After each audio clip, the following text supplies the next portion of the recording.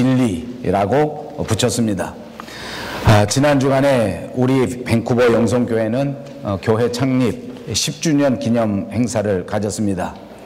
아마 근래에 들어서 제게는 세상에서 가장 좋은 날, 그리고 세상에서 가장 행복한 날 가운데 하루였습니다. 많은 성도님들이 진심으로 축하해 주어서 감사하고, 또 여기저기서 세계 각국에 있는 믿음의 동지들이 이런저런 소식을 전해주면서 메시지를 보내주어서 참 좋았습니다. 생각해 볼 때마다 정말 하나님께서 우리에게 주신 은혜입니다. 다시 한번 여기까지, 그리고 지금까지 함께 해주신 우리 하나님의 은혜를 찬송하고 또 하나님 앞에 감사를 드립니다.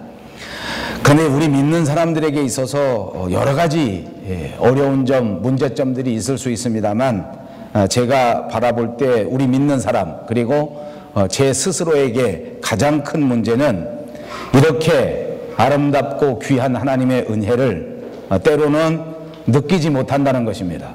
하나님의 은혜가 있는데 하나님의 은혜를 느끼지도 못하고, 우리가 살아가는 동안 삶의 현장 가운데 역사하시는 하나님의 은혜를 알지도 못하고, 정말 안타까운 것은 날마다 우리를 위하여 예비해 두신 그 엄청난 축복 하나님의 은혜를 받지도 못하는 것, 그것이 우리들에게 가장 큰 비극이 아닌가 싶습니다. 오늘 우리가 같이 봉독한 본문 14절에 보면 말씀이 육신이 되어 우리 가운데 거하심에 우리가 그의 영광을 보니 아버지의 독생자의 영광이요 은혜와 진리가 충만하더라, 이렇게 기록되어 있습니다. 여기서 가리키기를 예수님을 말씀할 때에 은혜와 진리라고 말씀하셨고, 또한 은혜와 진리가 충만하다고 표현했습니다.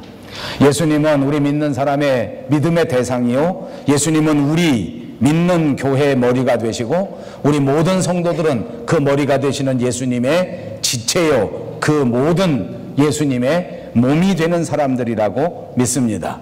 은혜라고 하는 말, 영어에서는 grace라고 합니다만, 그 원래의 말에는 히브리 말로 있는데, 그 은혜라고 하는 말이 용서를 베푸는 것, 다시 말하면 죄 사함을 받는 것을 가리켜 은혜라고 의미합니다. 또 다른 의미가 있다고 하면, 그것은 은혜라고 하는 말이 불쌍히 여겨서 자비와 긍휼을 베풀어 준다 하는 의미를 가질 수 있습니다.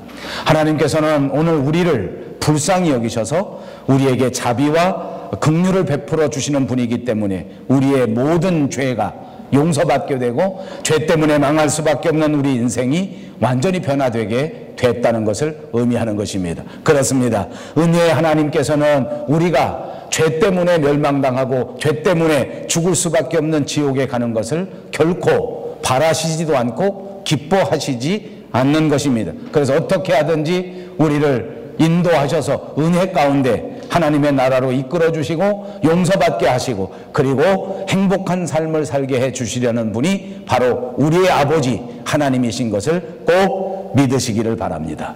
은혜의 다른 말은 호의라고 할 수 있습니다. 호의라는 말은 무슨 말입니까? 받을 만한 자격이 없는데 아름다운 것을 주는 것입니다. 받을 만한 자격이 없는데 좋은 것을 주는 것 아닙니까? 그래서 부족한 자에게 주어지는 분이 넘치는 것, 그것이 바로 은혜라고 말할 수 있습니다. 그것을 다른 말로 호의라 하는 것입니다.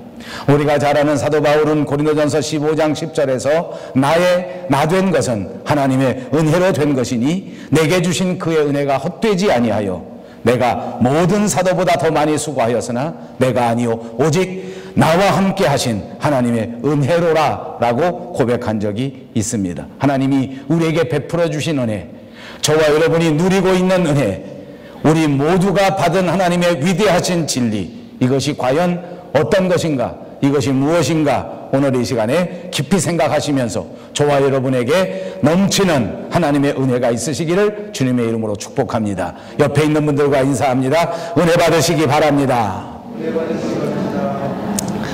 예, 첫 번째로 하나님이 우리에게 주신 은혜가 있습니다. 은혜라고 하는 것은 과연 무엇인가? 하나님이 우리에게 베푸신 은혜 중에 가장 큰 은혜가 있다고 하면 뭐니 해도 구원의 은혜입니다. 성경에 보니까 허물로 죽을 수밖에 없는 우리를 그리스도와 함께 다시 살리셨다고 기록해 두었습니다. 에베소서에는 그러므로 우리가 하나님의 은혜로 구원을 얻은 것이라고 우리에게 가르쳐 주셨습니다. 그렇습니다. 저와 여러분 하나님의 은혜를 받은 사람입니다. 우리 모두가 다 하나님의 은혜 가운데 구원받은 사람이라는 사실을 믿습니다. 그러므로 우리 구원받은 자들에게는 언제나 하나님 앞에 감사가 있습니다. 구원을 주셨기 때문에 우리 마음속에 감출 수 없는 구원의 감격이 넘쳐나게 되는 것입니다. 이 구원의 기쁨, 이 구원의 감사, 이 구원의 감격, 그리고 이 구원의 축복, 그리고 이 놀라운 구원의 영광이 저와 여러분의 삶에서 충만하게 이루어지시기를 주님의 이름으로 축복합니다. 여러분의 삶을 바라보는 모든 사람들이 느낄 수 있을 만큼 여러분의 삶에서 구원의 기쁨이 넘쳐나야 하고, 여러분의 삶에서 구원의 감격이 넘쳐나야 하고, 여러분의 삶의 모든 곳에서 구원의 아름다운 영광이 나타나야 된다는 말씀입니다. 그러므로 여러분, 우리는 어디를 가든지 구원을 감사하고 구원에 감격하고 구원을 찬송 부르고 어떤 환경에서도 구원 때문에 넘어지지 않는 어엿한 신앙인들이 다 돼야 될 줄로 믿습니다. 구원받았습니다. 구원받았으므로 우리는 더 이상 세상의 종이 아닙니다. 구원받았으므로 우리는 더 이상 이 세상의 메인자들이 아닙니다. 구원받았습니다. 그러므로 우리는 더 이상 죄와 관계가 있는 사람들이 아닙니다. 모든 죄악에서부터 완전히 벗어나 예수 그리스도와 더불어 승리한 사람이라고 하는 사실을 믿으십시오. 그러므로 여러분의 주위의 환경에 여러분에게 다가오는 삶의 문제에 있어서 위축될 필요가 없습니다. 늘 말씀드린 것처럼 저와 여러분은 이미 따놓은 당상입니다. 모두가 다 승리자가 될 것입니다. 모두가 다 하나님 앞에 영광의 면류관을 받게 될 것을 믿으십시오. 구원받은 자의 특권입니다. 그렇습니다. 이렇게 은혜 가운데 가장 중요한 것은 구원의 은혜라고 하면 두 번째 중요한 것은 영생의 은혜라고 말씀드리고 싶습니다. 성경을 보십시오. 우리의 인생을 가리켜서 인생은 아침 안개와 같다고 말하고 있습니다. 또 다른 성경에서는 우리 인생을 가리켜 풀과 같다고 말합니다. 또 다른 말에는 들에 피어있는 꽃과 같다고 말하고 있지 않습니까? 잠시 피었다가 사라지기 때문입니다. 잠시 아름다운 모습을 보이지만 그러나 지나가는 경점에 불과한 것이 우리 인생이기 때문입니다. 생각해보니 우리 인생은 정말 짧습니다. 여러분 어떤지 모릅니다만 저는 요즘 시간이 정말 빨리 갑니다. 시속 60km입니다. 자고 깨면 하루가 그냥 지나갔는데 언제 지나갔는지 모릅니다. 제가 10주년을 맞아서 돌이켜보니까 10년이 얼마나 빨리 갔는지 모르겠어요. 10주년을 맞아서 제가 이런저런 자료를 들춰보면서 10년 전에 개척교회 할 때 찍은 사진이 거기 나왔습니다. 저는 10년 전과 똑같습니다. 지금도 10년 전과 똑같습니다. 왜 웃습니까? 우리 장로님은 보니까 10년 전에 진짜 청년이야. 진짜 청년. 지금은 완전 맛이 가셨어. 10년 정말 잠깐이더라. 어제 그제 새로 개척교회를 하고 10사람 20사람 15사람 모여서 한 사람 더 오기를 기대하고 기도하고 그리고 다과를 준비해서 밥을 먹고 했던 것이 정말 엊그제 같은데 벌써 10년이 지났습니다. 제가 20주년을 맞으면서 정말 감사한 것은 한국에서 또 세계 각국에서 선교하는 제 친구들이 저를 다 격려해 주기를, 한국은 목사 정년이 72세다. 아무리 캐나다가 62년이라 할지라도 10년 더 해라. 아멘. 저에게 축하해 주는 교우들 가운데 제게 메시지를 보내준 분들이 다 그렇게 말했습니다. 내년 10주년에도 다음에 맞이할 20주년에도 목사님의 건강한 모습을 보고 싶습니다. 그분은 내 수첩에 적어놨어 다. 시간 정말 빨리 가지 않습니까? 정말 빨리 갑니다. 저도 젊었을 때는 몰랐습니다. 나이가 먹어가니까 정말 이 아까운 시간 돌이켜보니까 정말 잠깐 만에 우리의 인생이 다 없어져 버리고 말았습니다. 제가 여기 와서 이렇게 살 줄 알았으면 저는 청년 때 절대 딴짓 안 했을 겁니다. 날마다 영어 공부하고 날마다 단어 공부하고 그렇게 살았을 것입니다.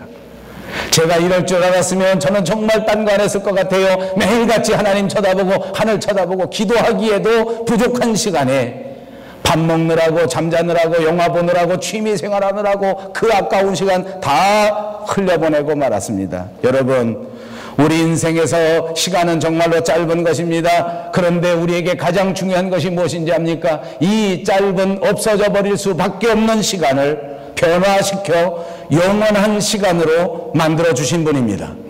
죽을 수밖에 없는 인생에서 영원한 생명으로 변화시켜 주신 분, 그분이 저와 여러분의 아버지 하나님께서 우리에게 주신 은혜라고 하는 사실을 꼭 믿으시기 바랍니다. 세상에 살아가는 사람들이 제일 무서워하고 제일 두려워하는 것은 바로 죽음입니다. 죽음 앞에 서게 되면 그 어떤 사람도 초조해지고 비겁해지고, 그리고 다시 한번 삶에 대하여 애착을 갖게 될 수밖에 없는 것이 인생인 것 같습니다. 그러나 여러분, 이러한 인생의 삶 가운데서도 인생에서 승리하는 사람이 있습니다. 이런 인생의 과정에서 함께 두려워하지 않는 자들이 있었습니다. 누구입니까? 하나님께서 영생을 주셔서 그 영생을 받아 누리는 자는 그렇지 않았습니다. 죽음을 두려워하지 않습니다. 세상을 무서워하지 않습니다. 이제 더 이상 인생은 우리의 두려움의 대상이 아닙니다. 여러분, 사실은 우리 믿는 사람에게 있어서는 죽음 자체가 천국으로 이사가는 과정입니다. 그러므로 우리가 슬퍼하고 무서워할 것이 아니라 오히려 죄에서 해방되어 영원한 나라로 가는 과정이기 때문에, 영생의 나라로 가는 새로운 출발점이기 때문에 다시 새로운 마음으로 다시 기쁘게 걸어갈 수 있는 줄로 믿습니다. 세상의 두려움에서 벗어나시기를 주님의 이름으로 축복합니다. 왜냐하면 저와 여러분은 이미 이 모든 시간을 초월할 수 있는 능력을 받았기 때문입니다. 하나님이 우리에게 주시는 은혜 가운데 세 번째는 생활의 은혜입니다. 하나님께로부터 은혜를 받게 되면 반드시 이 세상에서도 은혜 받은 자의 삶의 모습이 나타나게 되어야 한다는 말입니다. 그러므로 우리 생활 속에서 우리의 모습이 은혜 받은 사람의 모습으로 드러나야 합니다. 우리 생활 속에서 우리의 모습이 그리스도인다운 모습으로 드러나야 합니다. 여러분, 사람은 안에 있는 것이 바깥으로 표출되게 되어 있습니다.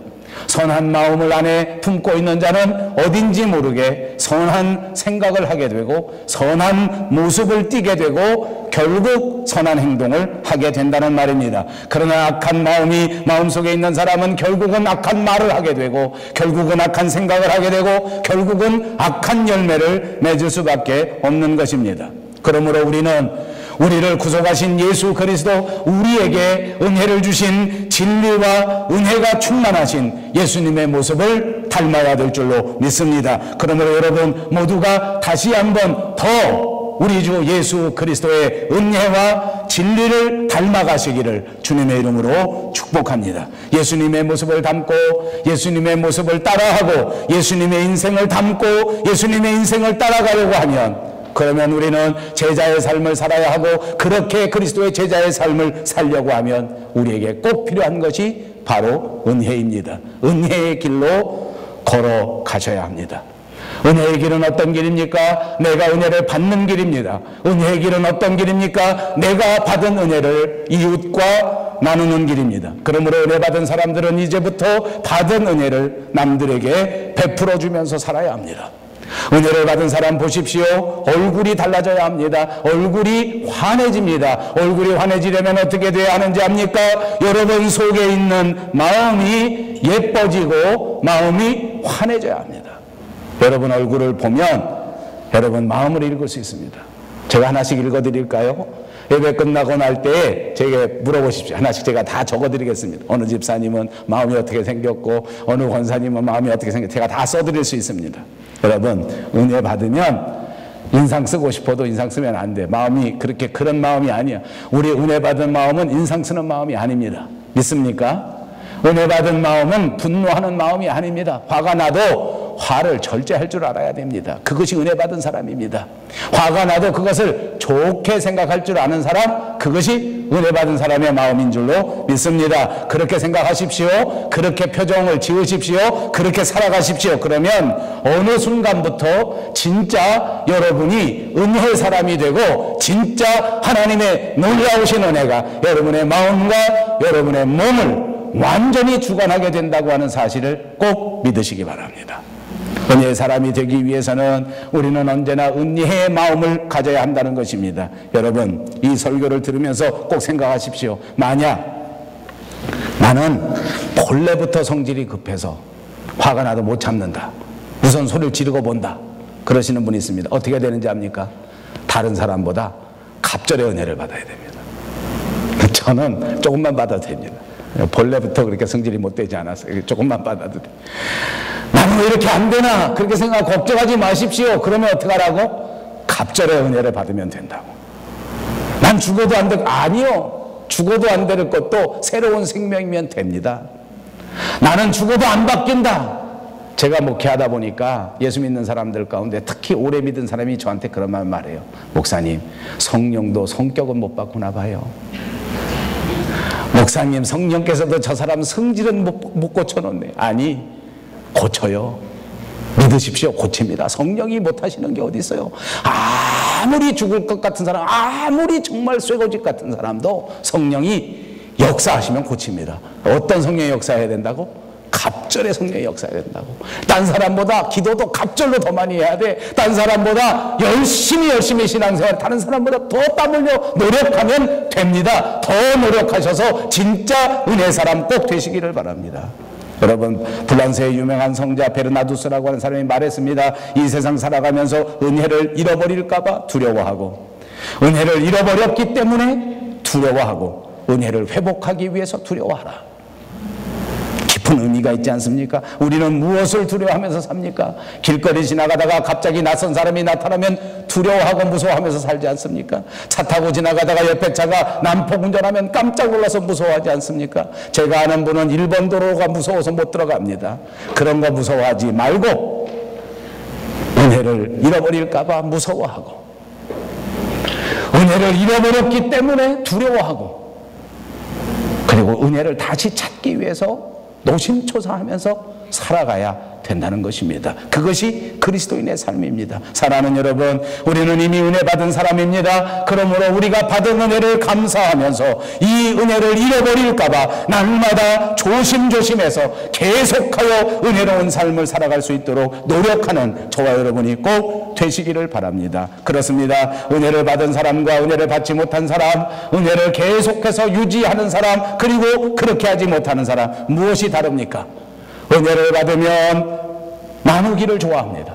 은혜를 받으면 베풀기를 좋아합니다. 그러므로 은혜 받은 사람은 나누어주는 사람입니다. 은혜 받은 사람은 베풀어 주는 사람입니다. 은혜를 잃어버린 사람은 욕심을 내는 사람입니다. 은혜를 없는 사람은 자기 혼자만 가지고자 하는 사람입니다. 유명한 톨스토이가 이런 이야기 하나 전해집니다. 은혜를 충만하게 받고 보니까 무엇인지 나누어주고 싶습니다. 내가 가진 것을 남과 나누고 싶습니다. 그리고 나서 은혜를 충만하게 받아보니까 주변에 어려운 사람이 얼마나 많은지 모릅니다. 그래서 자기 가지고 있는 것을 하나씩 둘씩 나눕니다. 날마다 은혜가 충만하니까 마음속에 가지고 있는 것을 더 많이 나누고 싶어서 견딜 수가 없는 것입니다. 그래서 자꾸 나눕니다. 이렇게 나누고 저렇게 나누다 보니까 자기 가진 거 하나도 없어졌습니다. 그런데 어느 날 지나가는데 보니까 진짜 불쌍한 거지가 자기 앞에 나타나는 것입니다. 먹을 것도 없고 입은 것도 너무나 남루한데 손을 내밀고 톨스토이에게 무언가 좀 주십시오, 무언가 좀 도와주십시오 하고 애걸을 하는 것입니다. 그런데 아무리 둘러봐도 아무것도 남은 게 없어. 다 나누어 줘버리고, 그리고 남은 것이 별로 없습니다.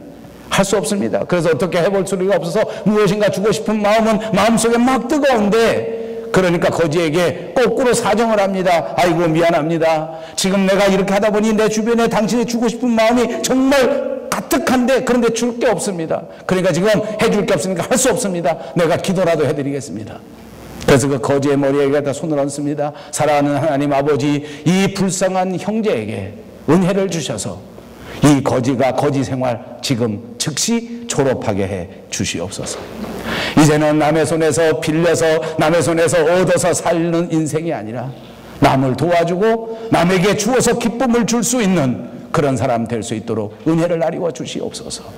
지금 거지 깡통 가지고 이렇게 밥 얻어 먹으러 다니는 이 깡통이 변하여 보석 주머니, 돈 주머니가 되게 해 주옵소서.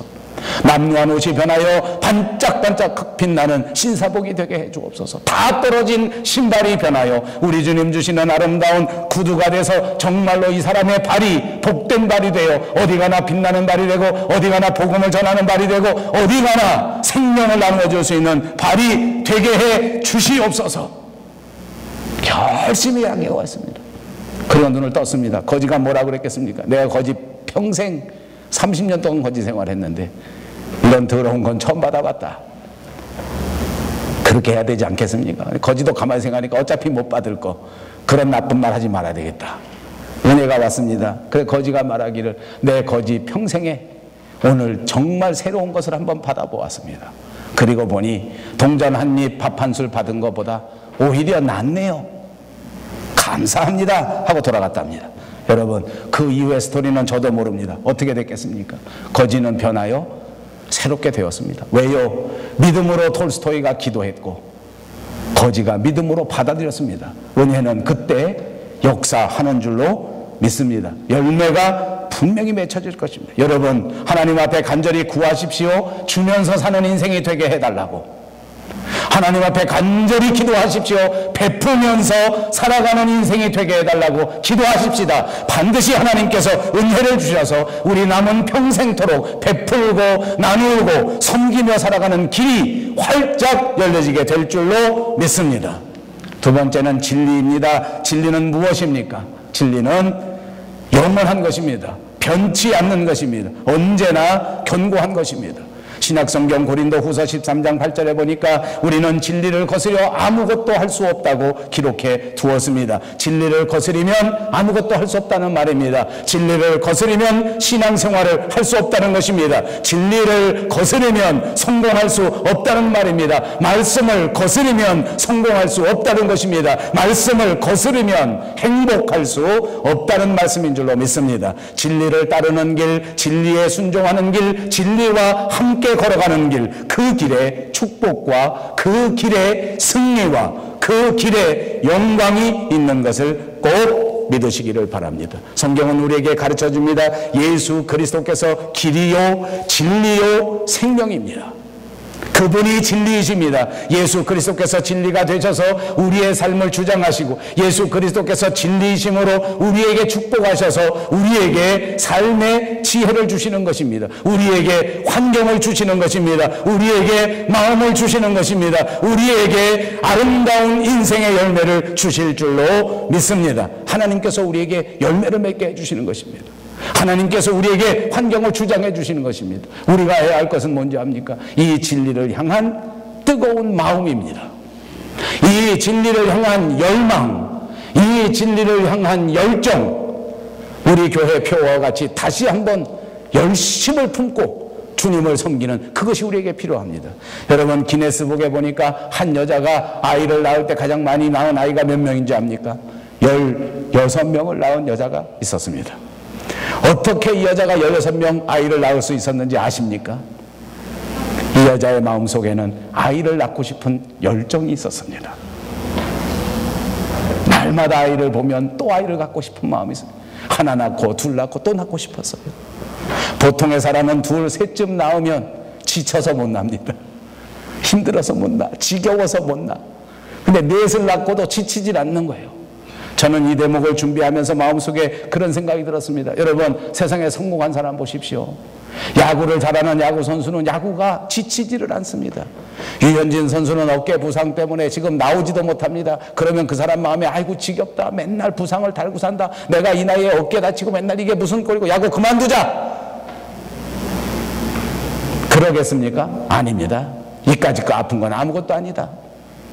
속에 근육이 파열되고 찢어지고 끊어지고 보통 사람 같으면 나중에 나이 먹어서 어깨를 못 쓴다. 그래서 위험해서 벌벌 떠는데 야구 선수는 벌벌 떨질 않습니다. 나중에 어찌 될 값에 지금 야구가 좋으니까 지금 야구를 위해서 내 인생을 살아야 돼. 그런 사람이 성공한 사람이에요.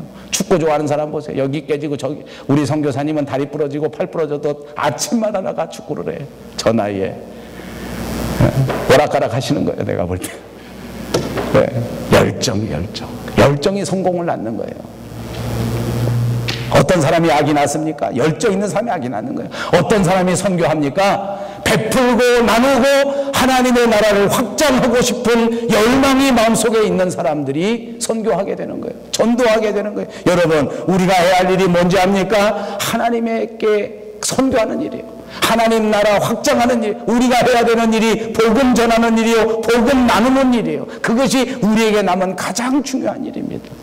진리와 함께 사는 자는 진리와 함께 기뻐하게 될 줄로 믿습니다. 진리와 함께하는 사람은 진리 때문에 자유를 누리며 살게 될 줄로 믿습니다. 우리는 진리로 자유함을 얻은 자입니다. 이제 우리는 진리 가운데서 세상의 모든 죄악의 의무에서 벗어나 예수 그리스도의 영광을 나타낼 수 있는 사람들이 된 것입니다. 가는 곳마다 하나님의 나라의 영광을 나타내야 합니다. 가는 곳마다 진리로 허리띠를 띠고 하나님의 나라를 확장할 수 있는 저와 여러분이 꼭 되시기를 바랍니다.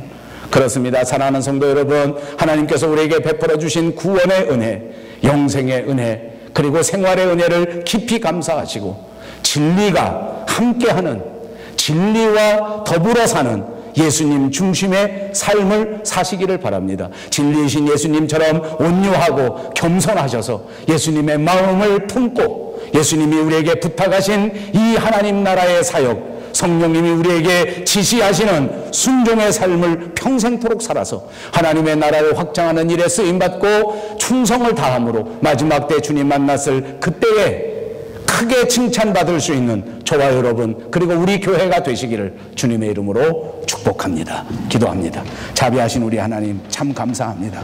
오늘